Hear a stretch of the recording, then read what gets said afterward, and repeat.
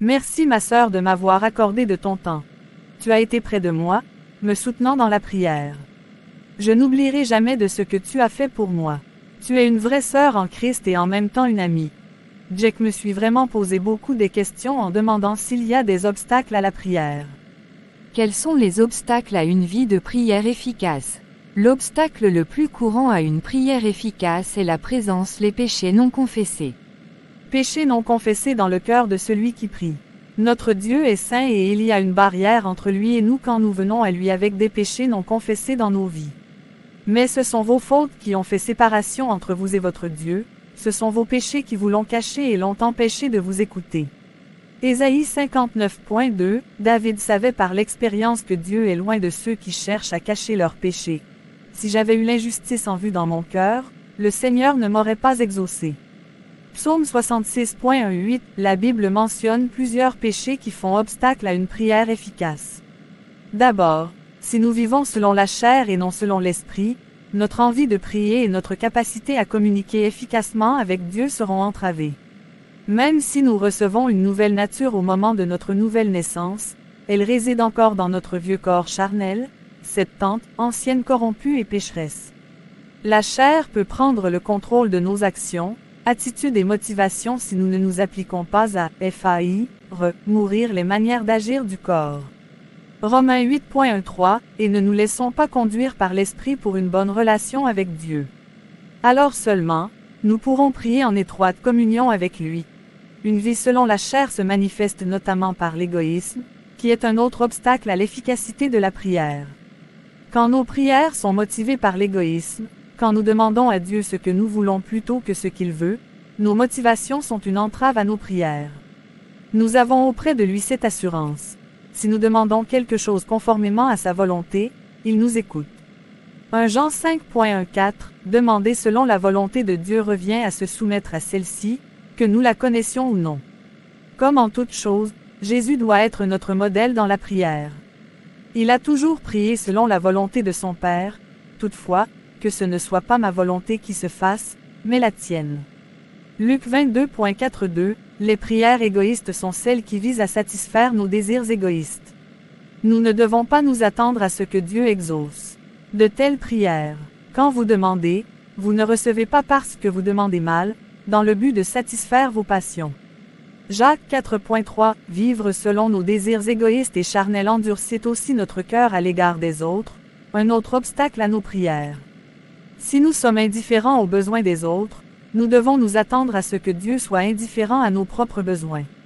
Quand nous venons à Dieu par la prière, nous devons d'abord rechercher sa volonté, ensuite les besoins des autres, car nous devons considérer les autres comme supérieurs à nous-mêmes et faire passer leurs intérêts avant les nôtres. Philippiens 2.3-4. Le manque de pardon est un autre obstacle important à une prière efficace. Quand nous refusons de pardonner aux autres, une racine d'amertume croît dans notre cœur et étouffe nos prières.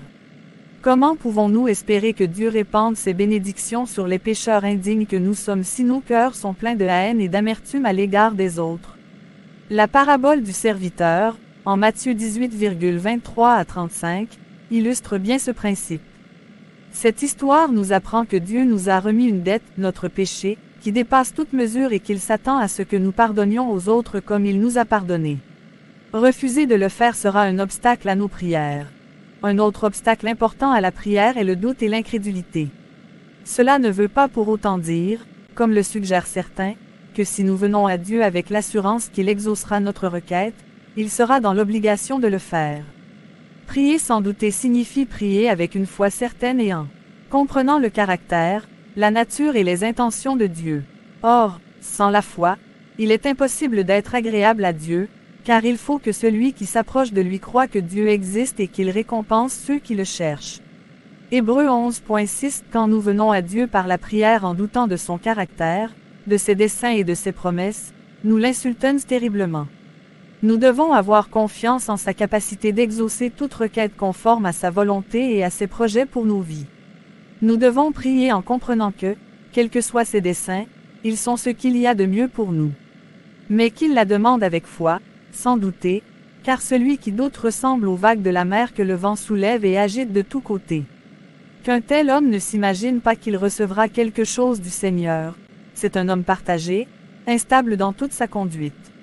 Jacques 1,6 à 8. Enfin, la discorde dans le foyer est clairement un obstacle à la prière, comme le souligne Pierre en mentionnant l'attitude irrespectueuse d'un homme vis-à-vis de sa femme comme un obstacle à ses prières. Marie, vivez de même en montrant de la compréhension à votre femme, en tenant compte de sa nature plus délicate. Montrez-lui de l'estime, car elle doit hériter avec vous de la grâce de la vie. Agissez ainsi afin que rien ne fasse obstacle à vos prières. 1 Pierre 3.7 En cas de grave conflit familial, si le chef de famille n'est pas dans l'attitude décrite par Pierre, sa communication avec Dieu sera entravée. De même, les épouses doivent respecter les principes bibliques de soumission à leur mari, pour éviter tout obstacle à leur propre prière, Éphésiens 5,22 à 24. Heureusement, tous ces obstacles à la prière peuvent être immédiatement éliminés en venant à Dieu avec des prières de confession et de repentance. 1 Jean 1.9 nous assure que, si nous reconnaissons nos péchés, il est fidèle et juste pour nous les pardonner et pour nous purifier de tout mal. Ensuite, notre communication avec Dieu sera de nouveau ouverte et non seulement nos prières seront entendues et exaucées, mais nous serons aussi envahis d'une joie profonde.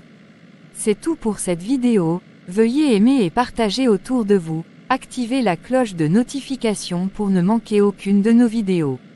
Demeurez bénis au nom de Jesus Christ de Nazareth. Amen.